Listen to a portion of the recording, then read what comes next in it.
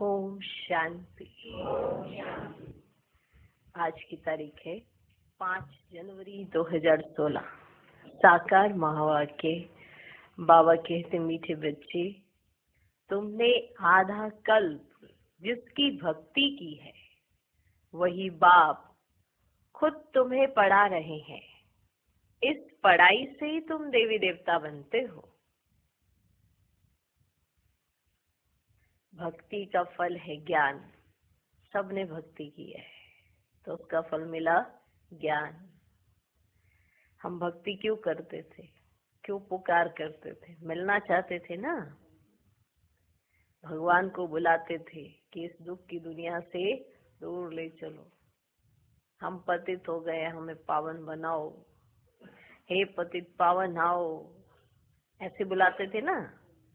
जिसकी भक्ति की माना यही कि मिलना है, चाहना की। आज वो आ गए हैं, स्वयं पढ़ा रहे। हमको बनाने आए हैं देवी देवता। हम मनुष्य बन गए, अब फिर से देवी देवता बनेंगे। ऐसी पढ़ाई, ऐसी सर्वोत्तम पढ़ाई स्वयं भगवान पढ़ाते हैं।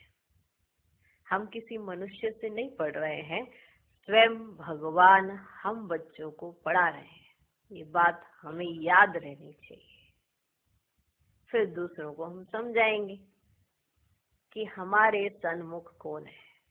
स्वयं भगवान। किसकी पढ़ाई है? स्वयं भगवान की। बाबा हमको पढ़ा रहे हैं।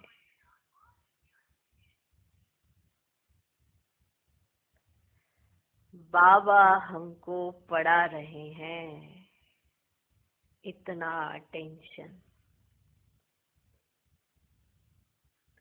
हम इस पढ़ाई से क्या बनने वाले हैं?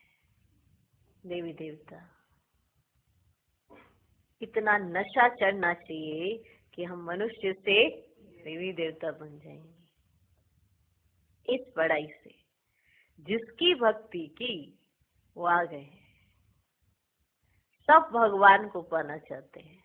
वो भगवान स्वयं आकर अपना परिचय देते हैं। वो आ गए हैं और हमें पढ़ा रहे हैं। हमें पढ़ा रहे हैं। आज का प्रश्न, योग बल के लिफ्ट की कमाल क्या है?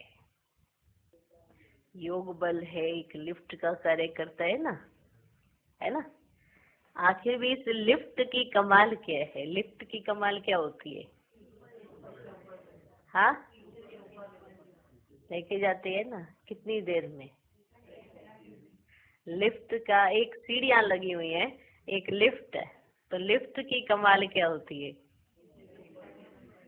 हाँ, जितना आपको सीढ़ियां चढ़ने में समय लगेगा वो लिफ्ट क्या करती है? पास करती है ना। ठीक उत्तर। तुम बच्चे योग बल की लिफ्ट से सेकंड में ऊपर चढ़ जाते हो। अर्थात सेकंड में जीवन मुक्ति का वर्षा तुम्हें मिल जाता है। तुम बच्चे योग बल की लिफ्ट से सेकंड में ऊपर चढ़ जाते हो। अर्थात सेकंड में जीवन मुक्ति का वर्षा तुम्हें मिल जाता है। तुम जानते हो सीढ़ी उतरने में 5000 वर्ष लगे और चढ़ते हैं 1 सेकंड में। यही है योग बल की कमाल। अभी संगम पर हम याद की यात्रा में रहते, योग बल हमारे पास है तो हम सेकंड में जीवन मुक्ति को प्राप्त हो जाते हैं। और 5000 वर्ष लगते हैं नीचे उतरते उतरते, और चढ़ते हैं 1 सेकंड में। है ना लिफ्ट? ये कौन सी लिफ्ट है? योग बल की। तुम जानते हो सीढ़ी उतरने में 5000 वर्ष लगे और चढ़ते 1 सेकंड में। यही है योग बल की कमाल। बाप की याद से सब पाप कट जाते हैं। आत्मा सतो प्रधान बन जाती है। हम सेकंड में चढ़ते सतो प्रधान होते हैं। और देखो कमाल किसकी है? योग बल की। याद की यात्रा में रहते हैं, मानो बाबा को हम याद करते हैं। अभी हम यथार्थ याद करते हैं। ऐसा नहीं हम पहले याद नहीं करते थे, पर पहले अनजाने में याद करते थे, एक के साथ अनेकों को याद करते थे। अभी हम एक को याद करते हैं, वो भी एक कौन? स्वयं भगवान। उन्होंने अपना परिचय स्वयं दिया, तो हमें मालूम चला कि याद कैसे करना है। स्वयं आके बताया कि ये तो बहुत सहज याद है, जैसे आप हो वैसा मैं हूँ, अब मुझे याद करो। मैं तुम्हारा पिता हूं ना, तुम मेरी संतान हो। तो संतान को मैं क्या कठिन कठिन कार्य दूंगा मुझे याद करने के लिए? मैं क्या ये कहूंगा जब करो तब करो, ये करो वो करो? ऐसा मैं कुछ नहीं कहता। मैं 1 सेकंड का कार्य देता हूँ कि तुम अपनी बुद्धि की तार मेरे साथ जोड़ के रखो। कर्म करो, लेकिन कर्म योगी, माना याद की यात्रा उसमें शामिल होनी चाहिए, है ना कमाल? और इस याद से हमारे पिछले जितने भी विकर्म है वो विनाश भी होते हैं। हम सिर्फ अभी नहीं, पिछले के भी सारे विकर्मों को विनाश कर लेते हैं। सिर्फ किसके आधार पर? योग बल के आधार पर। तो है ना कमाल? तो इस योग बल में कितना कमाल है, कितनी बड़ी लिफ्ट है ये, जो हम सेकंड में जीवन मुक्ति पा जाते हैं।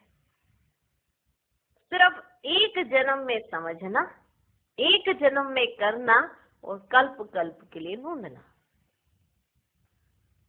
और कल्प की प्रारब्ध है, 21 जन्म तो मिलते ही मिलते हैं, बाकी समय में तो हम बाबा को याद करते बाबा झट हाजिर हो जाएंगे, साक्षात्कार कराएंगे। इस एक जन्म की कितनी बड़ी कमाल है। जब बाप आते हैं तो हम बाप को समझ जाते, जान जाते, पहचान जाते, तो हम कितनी बड़ी प्रारब्ध पा लेते हैं। और पिछला हमारे जितना भी विकर्म है वो विनाश हो जाते हैं। अभी हम यथार्थ याद करते हैं, अभी, क्योंकि उनके द्वारा ही उनको जाना है। इसलिए बाप कहते हैं मैं जो हूँ जैसा हूँ मुझे कोई विरला ही पहचान सकता है। कैसे? क्योंकि जब मैं कहता हूँ कि मैं ये हूँ तो हर एक अपनी बुद्धि को मेरे साथ लगा पाता है या नहीं लगा पाता है, ये उसकी बुद्धि पर निर्भर हो जाता है। नहीं तो अगर मैं सबकी बुद्धि का ताला खोलूं तो मुझे सबको एक समान देना पड़े, फिर सब नंबरवार नहीं होंगे, सबके सब नंबर 1 हो जाएंगे। तो टीचर्स ऐसा नहीं कर सकते ना। बाप हर एक के लिए वर्षा जरूर लाए हैं, लेकिन साथ साथ वो टीचर भी हैं, पढ़ाएंगे। उस पढ़ाई के आधार पर ही ये वर्षा मिलेगा। बाप है तो सबके लिए कुछ ना कुछ लेकर आए हैं, लेकिन साथ साथ वो टीचर भी है।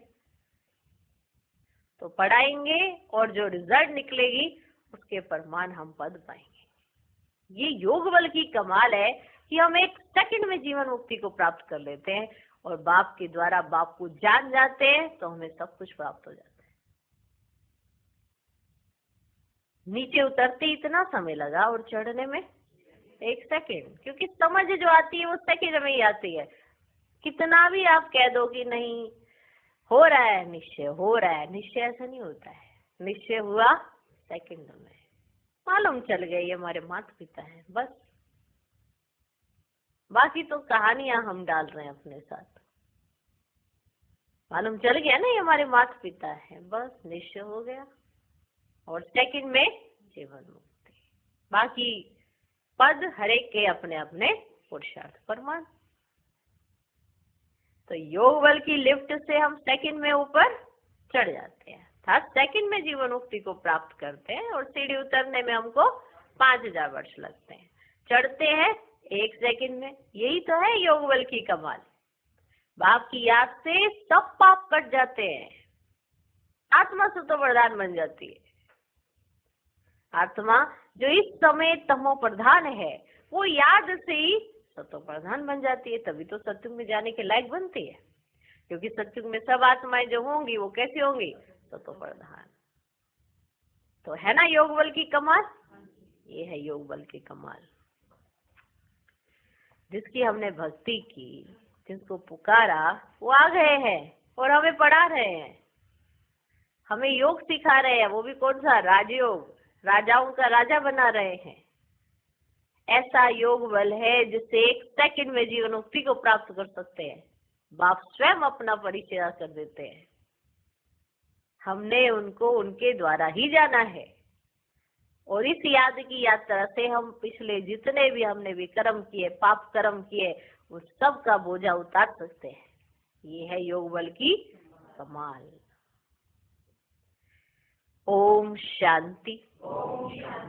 रूहानी बाप रूहानी बच्चों को बैठ समझाते हैं।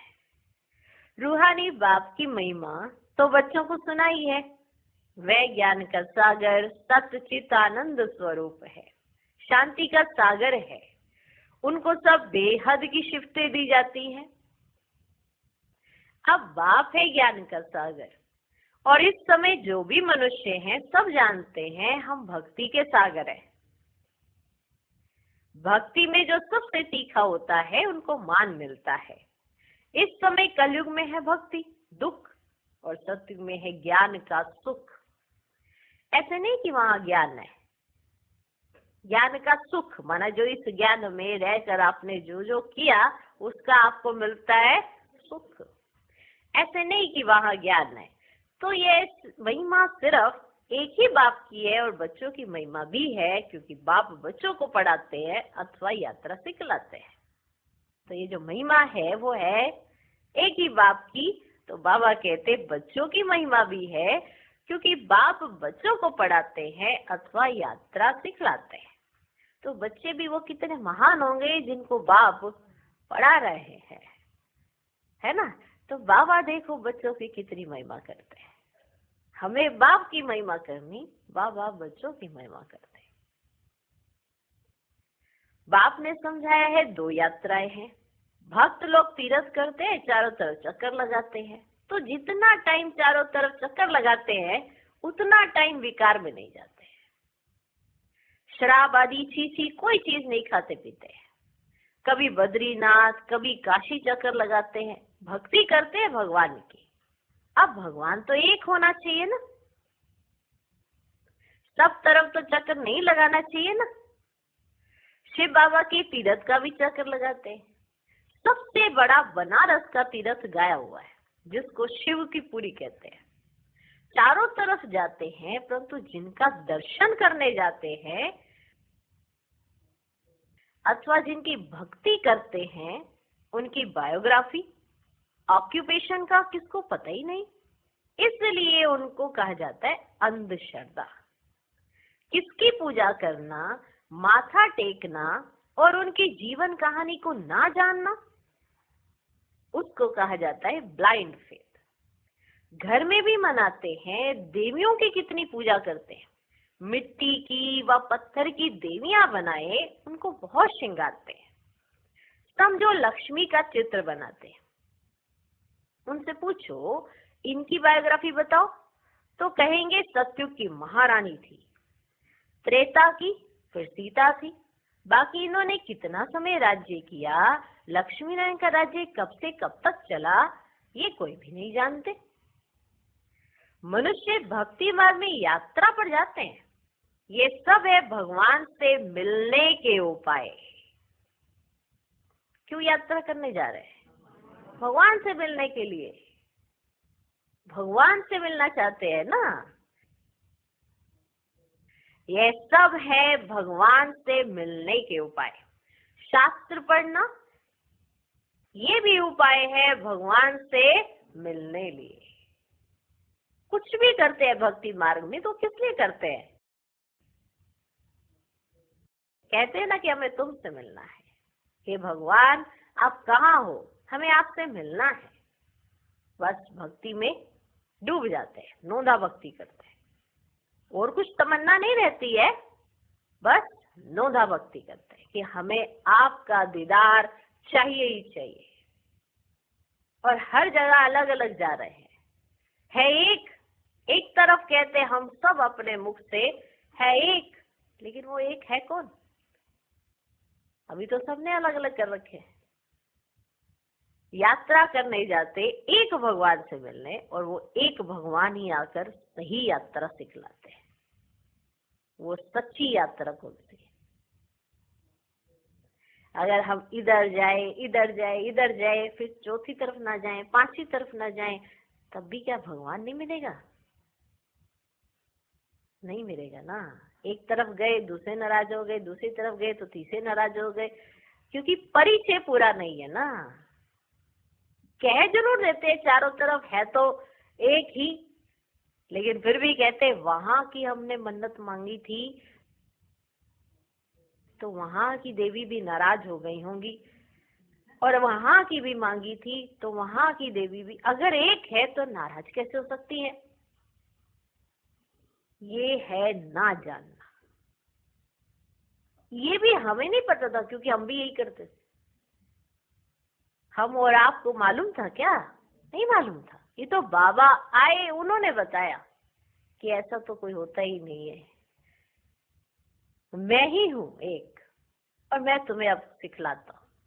क्या किया क्या नहीं किया उसको भूल जाओ, अब जो कह रहा हूं वो करो। मनुष्य भक्ति मार्ग में यात्रा पर जाते, ये सब है भगवान से मिलने के उपाय। शास्त्र पढ़ना ये भी उपाय है भगवान से मिलने लिए, परंतु भगवान है कहाँ? कहेंगे वह तो सर्वव्यापी है, ऐसा कह देंगे। इधर भी है उधर भी है उधर भी है, ऐसे कह के अपने आप को मुझा देते हैं। कहेंगे वह तो सर्वव्यापी है, इसलिए जब भगवान आते हैं और कहते हैं कि मैं परम धाम का निवासी हूँ, तो मानते ही नहीं है। कहते नहीं हमारे में भी भगवान है, इस बात से ही आगे ही नहीं बढ़ना चाहते। कह देते वह तो सर्वव्यापी है। अरे भगवान कह रहे हैं मैं सर्वव्यापी नहीं हूँ। अगर मैं सर्वव्यापी होता तो आज ये अवस्था होती क्या? नहीं। मैं यहाँ नहीं रहता हूँ, मैं क्यों रहूं यहाँ पर? मैं यहाँ नहीं रहता, मैं सर्वव्यापी नहीं हूँ। अभी तुम जानते हो पढ़ाई से हम ये बनते हैं, क्या बनते हैं? देवी देवता। क्या बनते हैं? देवी देवता। बाप खुद आकर पढ़ाते हैं, जिसके मिलने लिए आधा कल्प भक्ति मार्ग चलता है, वे स्वयं आकर हमको पढ़ाते हैं, जिनसे मिलने के लिए हमने आधा कल्प भक्ति की है। भक्ति मार्ग आधा कल्प चलता है, उनसे मिलने के लिए कहते हैं बाबा पावन बनाओ और अपना परिचय भी दो कि आप हैं कौन। जब भक्ति करते हैं ना तो ऐसा कहते हैं कि हे परमात्मा आकर हमको पावन बनाओ। हम देखो कैसे हो गए, पापी नीच कामी ऐसे हो गए। आप आओ हमको पावन बनाओ और फिर हमें बताओ कि आप आखिर भी हैं कौन। बाबा ने समझाया है कि तुम आत्मा बिंदी हो, आत्मा को ही यहाँ शरीर मिला हुआ है, इसलिए यहाँ कर्म करती है। देवताओं के लिए कहेंगे कि ये सत्युग में राज्य करके गए हैं। क्रिश्चियन लोग तो समझते हैं बरोबर गॉड फादर ने पैराडाइज स्थापन किया, वो ये बात समझते हैं। हम उसमें नहीं थे, क्रिश्चियन लोग समझते हैं। सोचो, क्रिश्चियन भाई समझते हैं कि गॉड फादर ने पैराडाइज स्थापन किया था, हम उसमें नहीं थे, हम अभी आए हैं।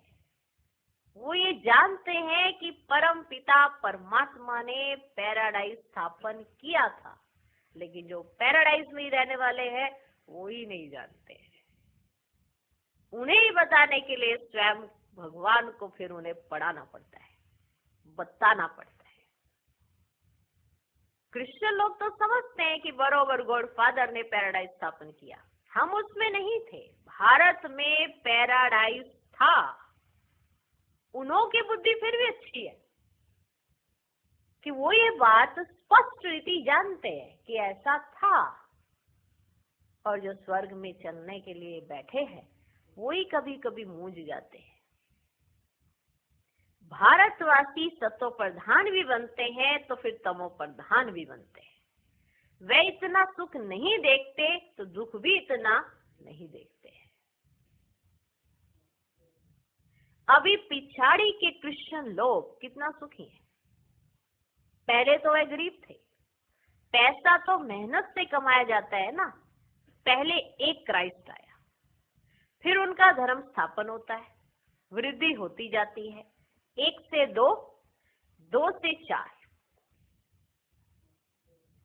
4 से 8, फिर ऐसे वृद्धि होती जाती है। अभी देखो क्रिश्चियन का झाड़ कितना हो गया। फाउंडेशन है देवी देवता घराना, वह फिर यहाँ इस समय स्थापन होता है। पहले एक ब्रह्मा, फिर ब्राह्मणों की एडॉप्टेड संतान वृद्धि को पाती है, फिर ब्राह्मणों की एडॉप्टेड संतान वृद्धि को पाते हैं। बाप पढ़ाते हैं तो बहुत ढेर ब्राह्मण हो जाते हैं। पहले तो यह एक था ना, पहले तो यह एक था ना, एक से कितनी वृद्धि हुई है, कितनी होने की है। जितने सूर्यवंशी चंद्रवंशी देवताएं थे उतने सब बनने के हैं। पहले है एक बाप, उनकी आत्मा तो है ही। बाप की हम आत्माएं संतान कितनी है, कितनी है? बाप की हम आत्माएं संतान कितनी है? हम सब आत्माओं का बाप एक अनादि है। फिर सृष्टि का चक्र फिरता रहता है। सब मनुष्य तो सदैव है ही नहीं ना, सदैव नहीं है ना सब मनुष्य, सब मनुष्य तो सदैव नहीं है ना। आत्माओं को भिन्न भिन्न पार्ट बजाना है। इस झाड़ का पहले पहले थुर है देवी देवताओं का, फिर उनसे ट्यूब्स निकली है। तो बाप बैठ बच्चों को समझाते हैं, बच्चों मैं आकर के क्या करता हूँ। समझ में आया कि मैं आकर के क्या करता हूँ, कितना बड़ा कार्य है मेरे पास। और हमारे पास क्या है, एक जीवन, उसमें भी थोड़ा बहुत कार्य है, उसमें ही थक जाते हैं। तो बाप बैठ बच्चों को समझाते हैं, बच्चों मैं आकर के क्या करता हूँ। आत्मा में ही धारणा होती है। बाप बैठ सुनाते हैं मैं आया कैसे। ये बाबा ही बैठकर सुनाते हैं कि मैं आया कैसे। तुम सब बच्चे जबकि पतित बने हो तो याद करते हो, सत्युग त्रेता में तो तुम सुखी थे तो याद नहीं करते थे, ठीक है ना। जब हम सत्युग और त्रेता में थे तो हम सुखी थे तो हम याद नहीं करते थे। द्वापर के बाद जब दुख जास्ती हुआ है तब पुकारा है, हे परम पिता परमात्मा बाबा। हाँ बच्चों सुना, क्या चाहते हो? बाबा आकर पतितों को पावन बनाओ। बाबा हम बहुत दुखी पतित हैं, हमको आकर पावन बनाओ। ऐसे पुकार की है और ऐसे बाबा ने रिस्पॉन्ड दिया। हाँ बच्चों सुना, क्या हुआ? बाबा हम पतित हो गए, देखो ना हमारी हालत कैसे हो गई, हम कितने दुखी हैं। माँ बाप से ही तो कहेंगे ना कि हम दुखी हैं, हम दुखी हो गए हैं। आप ही हो हमारे सब कुछ, आप हमारा दुख हरो ना बाबा। तो बाबा कहते हैं अच्छा बच्चे मैं आता हूँ। तो बाबा आ जाता है। अब बाबा आ गया है और हम बच्चे साइंस के युग में पता नहीं कहाँ का खोई जा रहे हैं, हो ही रहे हैं। ये साइंस भी भगवान ने आकर वरदान में दी, ठीक है। इससे सुख भी पा सकते हैं और ये दुख का कारण भी है ना, ये विनाश का भी कार्य करती है। लेकिन आज हमें कितनी फैसिलिटीज है, लेकिन याद उतने ही कम है।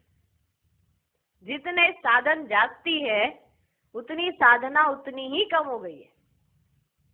पहले साधन नहीं थे तो साधना जागती थी, सब भक्ति मार्ग में भी बहुत अच्छे से लगे हुए थे, पुकार में लगे हुए थे। लेकिन जब बाबा आए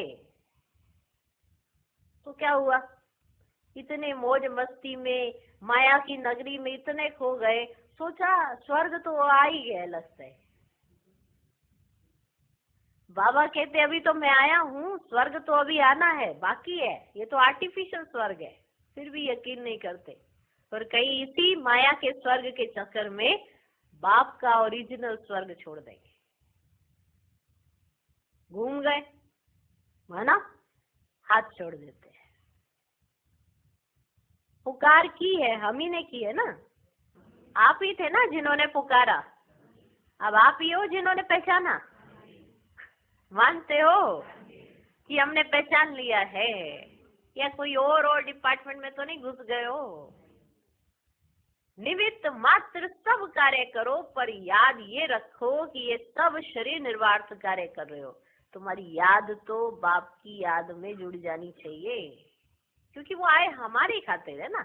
आपने इनविटेशन दिया और आप ही कहीं और चले गए। सोचो, आप किसी के घर जाओ, उन्होंने आपको इनविटेशन दिया हो और वो कहीं और निकल ले,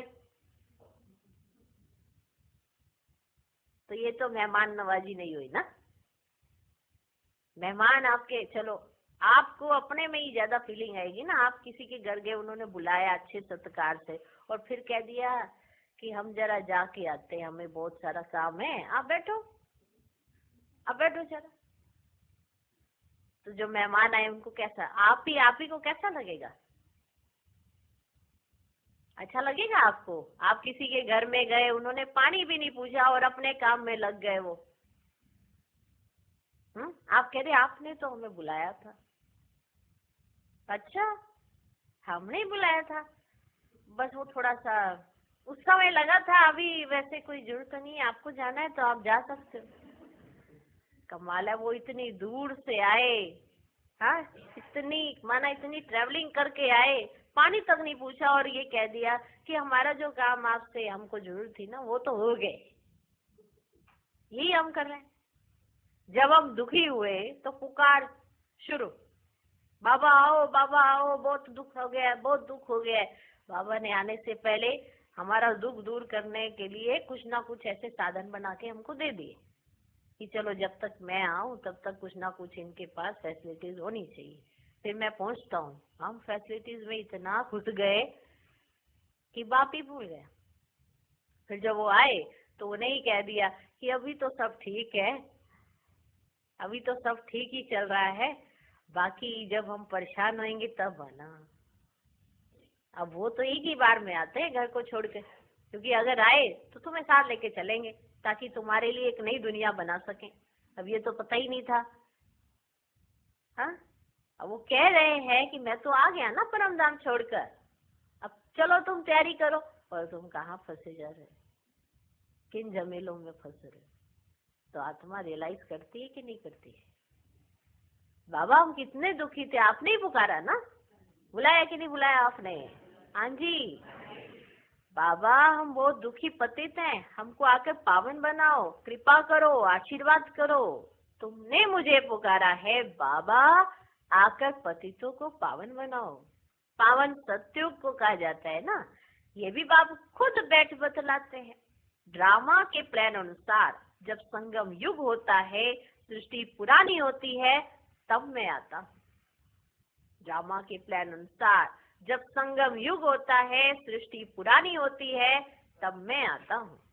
तुम समझते हो सन्यासी भी दो प्रकार के, एक है हठ योगी, उनको राजयोगी नहीं कहा जाता, उन्हों का है हद का सन्यास। घर बार छोड़ जाए जंगल में रहते हैं, गुरुओं के फॉलोअर्स बनते हैं। गोपी चंद राजा के लिए भी एक कथा सुनाते हैं। उसने कहा तुम घर बार क्यों छोड़ते हो, कहाँ जाते हो? शास्त्रों में बहुत कुछ कहानियां हैं, अभी तुम बी के राजाओं को भी जाकर ज्ञान और योग सिखलाते हो। एक अष्टावक्र गीता भी है जिसमें दिखाते हैं राजा को वैराग्य आया, बोला हमको कोई परमात्मा से मिला है, ढिढोरा पिटवाया उसने। वह यही समय है, वह यही समय है। तुम जाकर राजाओं को ज्ञान देते हो ना, बाप से मिलाने लिए, जैसे तुम मिले हो तो औरों को भी मिलाने की कोशिश करते हो, जैसे तुम मिले हो तो औरों को भी मिलाने की कोशिश करते हो। तुम कहते हो हम तुमको स्वर्ग का मालिक बनाएंगे, मुक्ति जीवन मुक्ति देंगे, फिर उनको बोलो शिव बाबा को याद करो और कोई को नहीं। तुम्हारे पास भी शुरू में बैठे बैठे एक दो को देखते ध्यान में चले जाते थे ना, बड़ा वंडर लगता था। बाप था ना इनमें, तो वे चमत्कार दिखाते थे, सबकी रस्सी खींच लेते थे। बाप दादा इकट्ठे हो गए ना, कब्रिस्तान बनाते थे, ऐसा करते थे। माना ऐसे ड्रिल सिखाई जाती थी, ऐसे कब्रिस्तान बना देते थे। ऐसे माना एकदम हिलडुल नहीं करनी है, एकदम ऐसे कब्रिस्तान जैसे होता है ना, ऐसे शव उसमें समाधि में, ऐसे ना आंखें ना कुछ भी विचलित नहीं, ऐसे कब्रिस्तान बनाते थे। सब बाप की याद में सो जाओ, तो सब ध्यान में चले जाते थे, सब ध्यान में चले जाते थे। ये सब शिव बाबा की चतुराई थी। इसको फिर कई जादू समझने लगे, ये था शिव बाबा का खेल। बाप जादूगर, सौदागर, रत्नाकर है ना, धोबी भी है, सुनार भी है, वकील भी है, सबको रावण की जेल से छुड़ाते हैं। बाबा क्या नहीं कर सकते, सब कुछ कर सकते हैं, है ना। लेकिन अभी ऐसा पाठ बंद कर दिया गया, क्योंकि फिर यही रहा कि बस सब ध्यान की तरफ ही सबका रुझान हो गया, बाप की याद की तरफ नहीं, सब ध्यान ध्यान में ही जाने लग गए। तो ये पाठ कुछ समय के लिए बंद हो गया। जब ये बंद हो गया, उसके बाद बात आई पुरुषार्थ। अब पुरुषार्थ से बाप की पहचान, ज्ञान से बाप की पहचान, नॉलेज के आधार पर बाप की पहचान। क्योंकि जादू तो एक बार आपने देख लिया तो आप कुछ सेकंड के लिए तो समझ जाते हो, फिर कोई प्रॉब्लम या कोई सिचुएशन आती है फिर मूंझ जाते हैं। तो ऐसे बच्चे नहीं, पक्के बच्चे चाहिए, पक्के बच्चे, जैसे वारिस क्वालिटी, कोई भी परिस्थिति के आगे आगे मूंझे नहीं, एकदम अचल अडोल अवस्था। तो कई बच्चे ऐसे जिनके अचल अडोल, उन्होंने कभी साक्षात्कार ही नहीं किए, नॉलेज के आधार से बाप को जाना, पहचाना, समझा, चल रहे हैं। और कई कहते हैं हमें बाप कुछ दिखाए तो हम माने।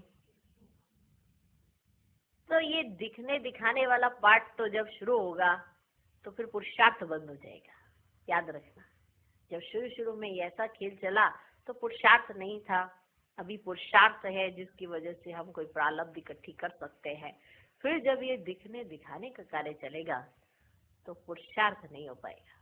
तो फिर तो ध्यान में रहेंगे, सब ऐसे ही झूमते रहेंगे, गाते रहेंगे, क्योंकि इतना नशा चढ़ जाएगा तो फिर बाप के अलावा कोई दिखाई ही नहीं देगा।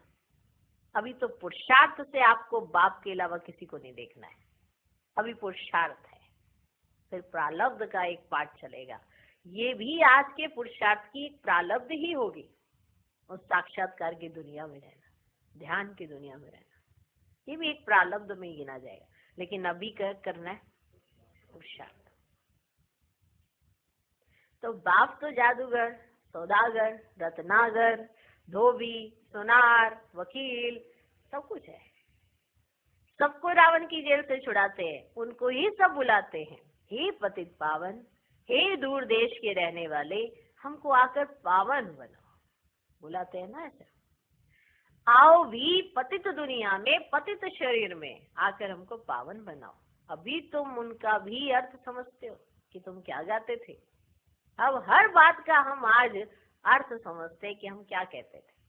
और बाबा ने हमारी पुकार सुनी, बाबा आया और आज हमारे सन्मुख है।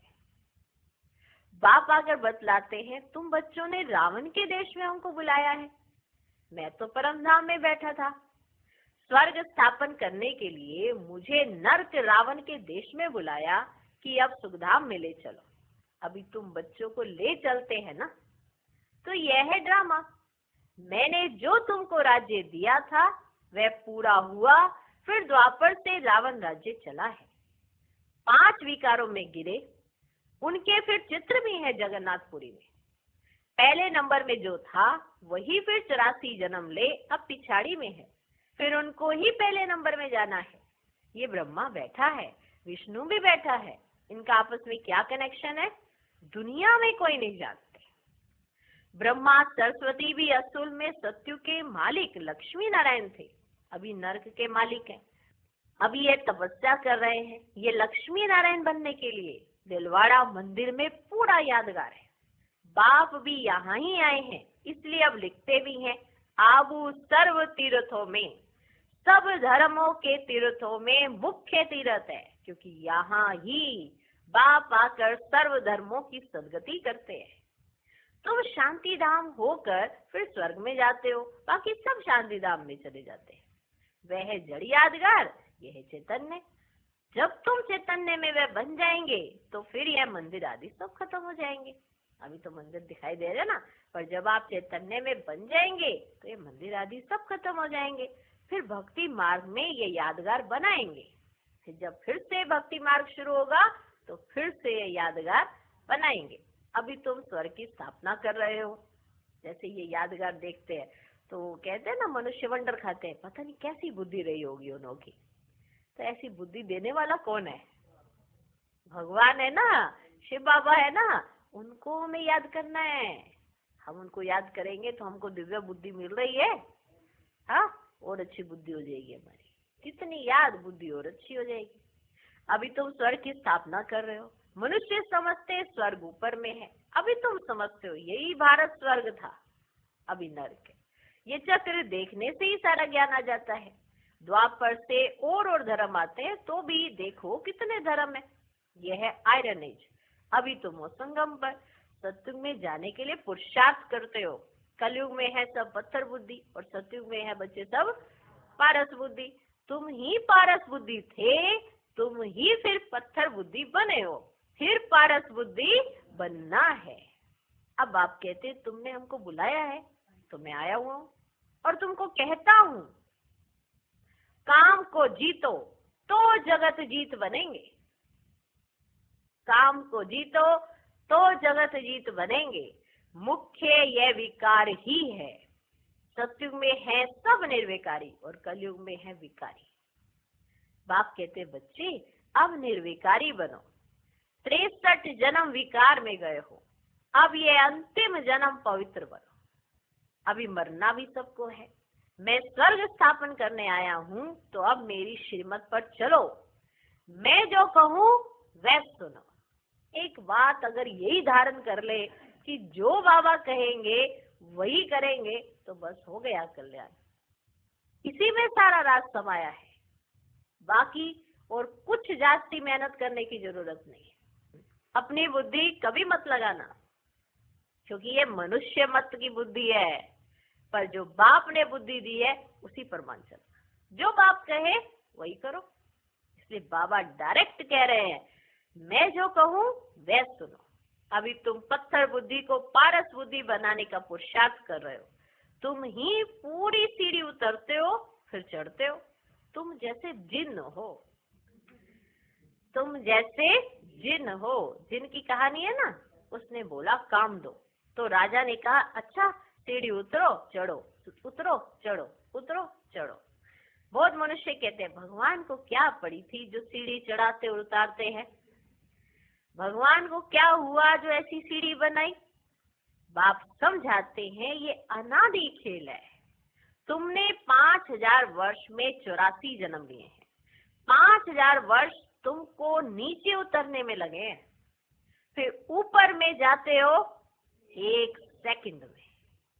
यह है तुम्हारे योग बल की लिफ्ट। उतरने में 5000 वर्ष और चढ़ने में 1 सेकंड। बाप कहते याद करो तो तुम्हारे पाप कट जाएंगे। बाप आते हैं तो सेकंड में तुम ऊपर चढ़ जाते हो, फिर नीचे उतरने में 5000 वर्ष लगे हैं। कलाएं कम होती जाती हैं। चढ़ने की तो लिफ्ट है। सेकंड में जीवन मुक्ति, सतो प्रधान बनना है, फिर आहिस्ते आहिस्ते तमो प्रधान बनेंगे। 5000 वर्ष लगते हैं।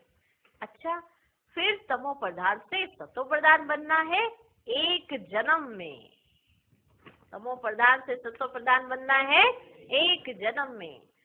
अभी जबकि मैं तुमको स्वर्ग की बादशाही देता हूँ तो तुम पवित्र क्यों नहीं बनेंगे। परंतु कामेशु क्रोधेशु भी है ना। विकार ना मिलने से फिर स्त्री को मारते हैं, बाहर निकाल देते हैं, आग लगा देते हैं। अबलाओं पर कितने अत्याचार होते हैं, ये भी ड्रामा में नूंद है। अच्छा, मीठे मीठे सिकिलधे बच्चों प्रति माता पिता बाप दादा का याद प्यार और गुड मॉर्निंग। रूहानी बाप की रूहानी बच्चों को नमस्ते। हम रूहानी बच्चों की भी रूहानी बाप को नमस्ते नमस्ते नमस्ते। Good morning, good morning, good morning. धारणा के लिए मुख्य सार। पहला पॉइंट, जगत का मालिक बनने व विश्व की बादशाही लेने के लिए मुख्य काम विकार पर जीत पानी है। संपूर्ण निर्विकारी जरूर बनना है। दूसरा पॉइंट, जैसे हमें बाप मिला है ऐसे सबको बाप से मिलाने की कोशिश करनी है। बाप की सही पहचान देनी है, सच्ची सच्ची यात्रा सिखलानी है। आज का वरदान, समाने और सामना करने की शक्ति द्वारा सेवा में सफलता प्राप्त करने वाले रूहानी सेवाधारी भव। रूहानी सेवाधारियों को सेवा के सिवाय कुछ भी सूझता नहीं। वे मनसा वाचा कर्मणा सर्विस से एक सेकंड भी रेस्ट नहीं लेते, इसलिए बेस्ट बन जाते हैं। वे सेवाओं में सफलता प्राप्त करने के लिए सदा यही स्लोगन याद रखते कि समाना और सामना करना, यही हमारा निशाना है। वे अपने पुराने संस्कारों को समाते हैं और सामना माया से करते हैं, ना कि दैवी परिवार से। ऐसे बच्चे जो नॉलेजफुल के साथ साथ पावरफुल भी हैं, उन्हें ही कहा जाता है रूहानी सेवाधारी। आज का स्लोगन, छोटी बात को बड़ा नहीं करो, वातावरण को शक्तिशाली बनाओ। डबल लाइट स्थिति का अनुभव। शुभ चिंतन, ज्ञान चिंतन द्वारा व्यर्थ और नेगेटिव के बोझ से हल्के बन लाइट के वतन की सैर करो। व्यर्थ समय, व्यर्थ संग और व्यर्थ वातावरण से स्वयं को मुक्त कर डबल लाइट फरिश्ता बनो। ओम शांति।